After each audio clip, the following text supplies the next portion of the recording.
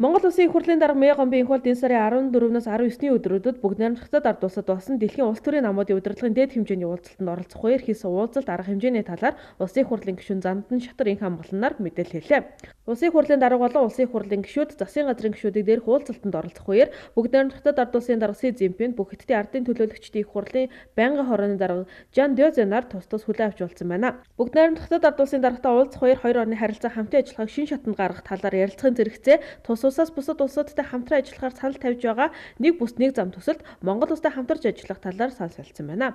Бүгд найрамдах ард улсаас авах одоо 1 тэрбум долларын хөнгөлөлтөй зээл, хөгжлийн зээлийн асуудал байж байгаа. За энэ зээлийг бол өнгөрсөн их хурлын үеэр бүгд найрамдах ард улстай тохиролцсон боловч одоо 4-5 жилийн хугацаанд бид нар энэ зээлийг ашиглаж чадаагүй юм байна. Ашиглаж чадаагүй хамгийн гол шалтгаан бол энэ зээлд шаардлагатай байгаа 15% буюу 150 сая долларыг Монгол улсын засгийн газар гаргах байсан юм байна.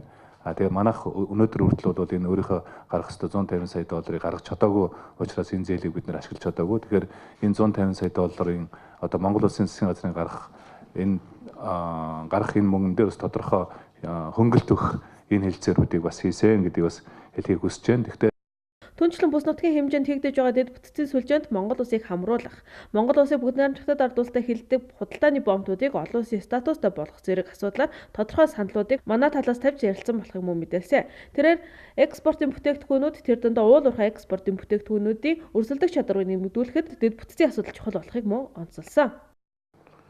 За мөн Тэнжийн хотод манайх далаад гарцтай болох зорилгоор далайн гарах тээврийн 100 жилийн логистик төв байгуулах асуудал манайх одоо нэлээд олон жилийн өмнөөс эхлээд өнгөрсөн 3-4 жил гацаанд орсон байсан. Энийг ямар ч хэсэг хөдөлгөж Монгол улс далаад гарцтай цаашаа Япон, Солонгос бус улс руу далайн тээврээр ямаа экспортлох боломжийг болох Тэнжээний далайн бомб дээр өөрийн Монголын логистик төв байгуулах асуудлыг одоо сэргээ хөгжүүлэх асуудал яригдсан. За ер нь энэ бол бас харилцан итгэлцэл бэхжүүлсэн. За цаашдаа бас хөгжлийн давуу талуудаа уялдуулсан ийм одоо харилцан уулзалт боллоо гэж бас ажиглагчид гадна дотны хэвлэл мэдээллүүд бас дүгнж байна.